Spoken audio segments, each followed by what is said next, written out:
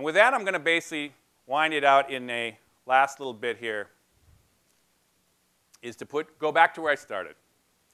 There were these inventions. There were these explosions of kind of innovation that we've talked about in the past. If you look at what's happening today, we're in a kind of a similar situation. Now, the last time I mentioned those four, the last time this happened, let's just think what was going on then and think about how it might give us confidence of what's going to happen now. The last time you saw it, you had a similar situation where you said the world was up against these really intractable problems. They had a financial collapse at that time was unparalleled. They had the Great Depression, couldn't get out of it. They had the rise of fascism, which they thought was going to take over the world. And they also had the beginnings of a nuclear war. Nuclear war was essentially their climate change issue, which at the time, if you remember, was just as daunting and just as kind of perplexing to them. So what they did, though, this is kind of FDR's kind of kitchen cabinet, including the guy, Vannevar Bush, in the middle there, who essentially is thought of as the father of the vision of the web. He's the first guy to really understand, think about a machine that could connect all the world's information. But anyhow, they took the technologies they had at the time and the human resources they had, and ultimately, in the space of literally about 15 years to 20 years, they essentially figured out a way to get out of the Great Depression with a different kind of economics at that time. They essentially figured out a way to defeat fascism and contain communism and the way to kind of get this nuclear balance, which frankly worked. We haven't nuked ourselves out since. They built from scratch, a whole international system, the UN, the World Bank, the IMF, all that was built within 3 years, just whole cloth, just like boom. And ultimately, you watched a bunch of different kind of programs that essentially got that GI generation all moving. A lot of innovation, Social Security, a bunch of things in our country, but also this happened in the post-war European world as well. Crazy amount of innovation happened within the space of just a relative historical blink of the eye. And so we look back on that and we say, oh, man, they solved their problems. And then somehow we look at our era and we think, how are we ever going to do that? Well, essentially, we're at a very similar juncture in history. And so what are we going to do? We're essentially facing a similar slide of like, oh, my God, those same images I mentioned to you there. But ultimately, we've got even more human resources. In fact, you're a human resource thing. This is a firm that's taking advantage of this. We're looking at a situation. This is essentially college-educated people in the United States, starting in the war, essentially 1940. It says 1950 there because it's just moving up there, but it starts in 1940 and it essentially goes to today. And so now we've got 30%. We had actually less than 5% of the entire country in the United States was college-educated. Now we've got about 30. In real terms, essentially, it's the difference between 5.6 million people educated with education, advanced, college education ed compared to today, 15 times as many. Now, that's not to say only people with college educations essentially have something value to do, but it's essentially not a bad metric to understand the knowledge base of what your economy is like or your society is like. But the key thing, and the thing for your conference and the thing for this talk is, what if you would have told guys like FDR or Churchill or all these folks, and you would have said, you know what? We're going to put this thing on your desk, or better yet, we're going to give you this thing in your hand. You can ask any question in the world, and you will get all the world's information ordered back to you in a second. Everybody would have looked at you and said, that is total magic. It's like impossible. And of course, it's called Google or whatever you want to call it, Bing, and every 5-year-old in the developed world knows how to do it right now. It's an extraordinary tool. The powers are just unbelievable in a historical context. And so we are totally able to make this transition in this kind of critical moment of the history. We are totally able to make this full move to the kind of totally computerized, totally interconnected society, one that's basically built in a global framework, which we've never been able to wrap our heads around, one that's moving in the direction of essentially a different energy infrastructure, and it's ultimately solving a lot of these questions, including these big, difficult climate ones. It is a century trajectory we're on for the next 10, 20, 50 years, but we are on it. And it starts with folks like yourself who know technology. And it starts with all of us outside of this room as well. And it is the story we're going to be living for the next couple decades of our lives. So with that, I'm going to say thank you very much for your attention. And we can actually go to the next cycle of the day. Thank you very much.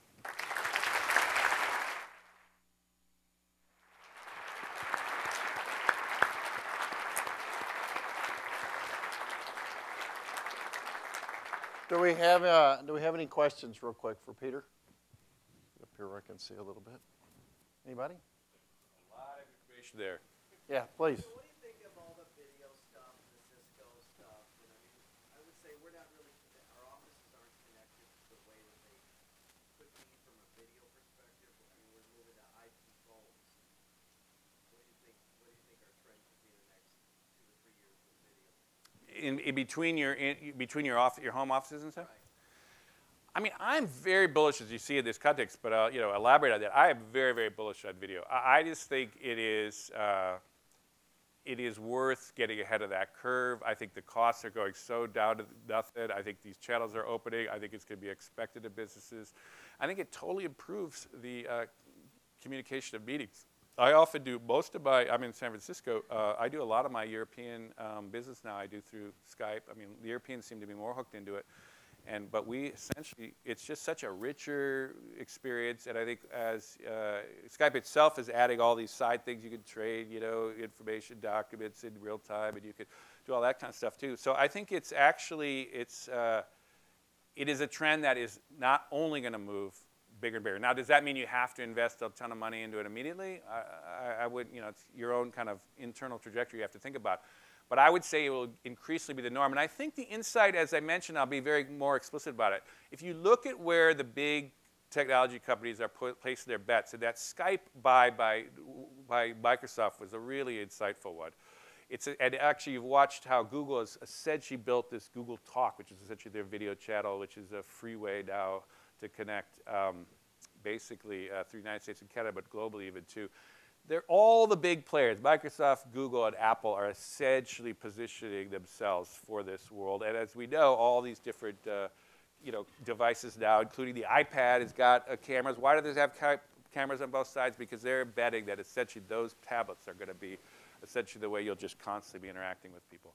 And I think it's just, it's beyond speculation that something interesting and amazing will come in there. And whether it'll be absolutely essential to everything you do, it's hard to say. You never know with total certainty, but I would say it's past the threshold now of wondering whether people will, there was all this thing, like I've watched this from Wired days, speculation of the video phone. Well, we've had a capability for video phones from, the 60s, and oh my God, we technically could have done it in the 90s. And yeah, there is that kind of argument, but we've never had the kind of infrastructure like this, the kind of video infrastructure, and the fluency in how to use video, make video, and communicate with video that we have now. And I think that's where, other than writing on the walls, look at the next generation. Anyone who has a college kid in here, of which I do, it's the way college kids connect with their parents. It's like the Sunday video chats. And I mean, it's just starting to watch how that's just baked into the way generations now, even grandparents are connecting with the grandchildren. And just watch that thing go. It's just out of the box, it's happening, it's getting into the way we work, and I think it'll be the way business is done. And so start doing it. There's a couple other questions. Yeah. Okay, go ahead. Yep.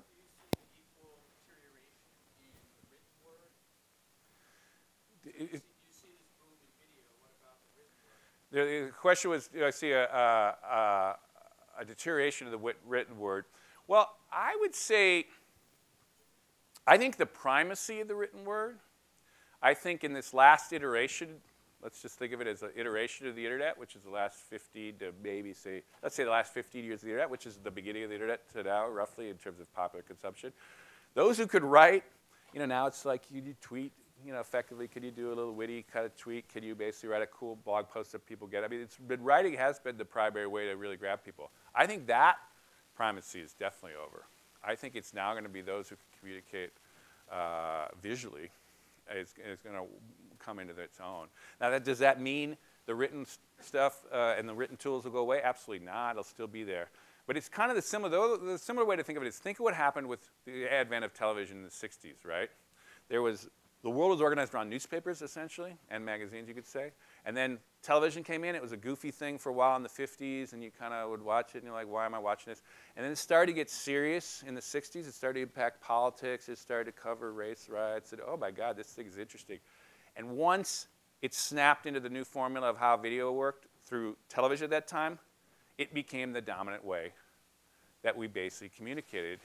Now, did newspapers go away? No. Were they important still? Yes. Was it better for, books still, long form, written things were important? Yes. But where did the zeitgeist of the culture go? Where were the kind of the celebrities of the culture? Where did it go through? It went through this visual medium. And why? It's because we've been working at this for a million years. We know how to communicate face to face. No one has to learn how to write well. You just talk. And you know how to get your, lover to kind of smile, and you know how to get your mom to kind of mellow out, and just gestures, and we know how to communicate like that, and to do that with nuance in writing, it takes a real skill, and a lot of people don't have that skill. Everyone has the ability to communicate like this, and that's why it's a big deal. That's why the fundamental thing about video is it is going to democratize communication as much as it's going to allow much more complex communication in a much more compacted way. A 2-minute conversation with someone video is going to be a much richer, more complex experience than any 2 minutes you're going to get writing up 2 minutes. You can barely write anything in 2 minutes, right? Anyhow, it's a very big deal. Okay, here's a question. In terms of collaboration and social networking, how do you see that impacting professional physicians, physicians, attorneys? Do you see them outside of their own organization working together to solve problems, or is it advanced? Yeah, the question. Did everyone hear that question? Or it's how does do you see how does the collaboration really work with professionals inside and outside your organization? Is that what you say? I think professionals are going to blaze a trail on this. I mean, there's always the kind of, look to the young generation of how they're monkeying with it in funny ways. But I think this is really where the rubber hits the road right now. It is a huge cost for businesses to move bodies around the planet. And put them up in hotels and have these face-to-face meetings, and how much time is wasted. I mean, I spend, what chunk of my life has been wasted in airports? I don't know, but it's like a lot. And I think anything that's allowing you to do very complex communication from afar is going to be an efficient business practice. And so I think there's going to be a lot of energy put into it, and I think there's going to be, in fact, you're already watching, the real breakthroughs are happening. As I mentioned there, the most sophisticated collaboration platforms are essentially these business solutions coming from IBM and Microsoft and WebEx, which is bought by Cisco, and Google tried this Google Wave. For those your technologists, you just watch it. I thought Google Wave was essentially, I would love Google Wave. My company got very involved in it, partnered with them quite deeply around that. And then they pulled the plug on its development because it didn't have the uptake that they thought were waiting for it. I think Google Wave was essentially 2 years ahead of its time, but it essentially was a tool that was trying to essentially allow much more complex interaction in real time and asynchronously between serious folks, and that will return in some form. So I think business is going to drive this, and I think it's as a business, just like you mentioned, you jumped into the filing the electronically the forms, and now you got whatever, you're dominating the business. I think this is a space that I would not hesitate to get more invested in and really try to push it, because I think it's going to just, it's going to constantly open up. Now, how far ahead of the curve you want to be, it has to do with your risk factor. Do you want to try a few things and crash, or do you have enough cash to try some experiments? Then do it. If not, it'll get sorted out in the next 2, 3, 4 years, and you fast follow that. That's another way to go. But I will say, tune into this development. It's here finally. I see other hands, but there is definitely. How about in the back there? Yeah?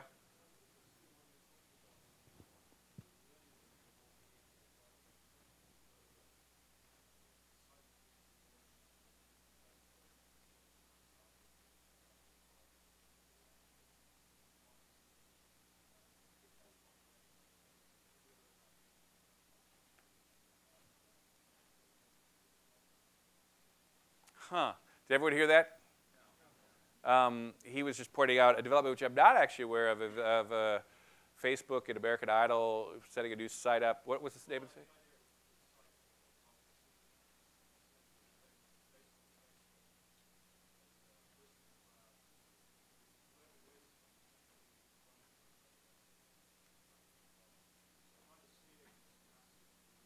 Oh, I see. So it's essentially a way that's building off of Facebook and other technologies to kind of, through wisdom of crowds, see an emergent candidate that you would support for the presidency. Well, I will say this much. What was not mentioned in my bio is that I actually left, I essentially dedicated myself from 2004 to 2008 to essentially, I drove a thing, I was a founding director of a thing called the New Politics Institute, which was trying to help people in politics wrap their head around the fundamental shift that happened in essentially the paradigm of doing politics around these new tools. And so I was deeply involved in all that, including, frankly, rolling into Obama's campaign in 2008. And so we essentially applied all these tools to essentially winning in politics. And it's clearly kind of shifted the paradigm of doing politics in this country and other places, too. I would say that same level of innovation is now being applied for this cycle. I'm not as intimately involved in it as I was that last cycle, but I would say really watch what happens in politics this next couple years, at least in the American cycle here, because there are a lot of really interesting things that are emerging in the next generation of kind of not just politics winning, but essentially ways to collaborate socially and politically to kind of get things done in our society. It's kind of in the continuum of that collaboration tools I talked about. And I would say hold on to your hats, because I think it's just really exciting. When we're just starting, you know, who would have predicted what happened in the Middle East just earlier this year? All of a sudden, explodes. Stuff's ripe to happen. So I think with that, it's a good place to end to just say, folks, you are living in the beginning of a quite wondrous kind of period here, and you actually know something that a lot of people need to know, and so you should feel good about where you are. And but think about the larger implications of the things you do every day in your business. Essentially, also have a lot of larger implications, including at the society at large. So good luck with your conference. Sounds like a terrific one. I'm happy to stay here if people want to talk later in the break here, but thank you very much for having me here.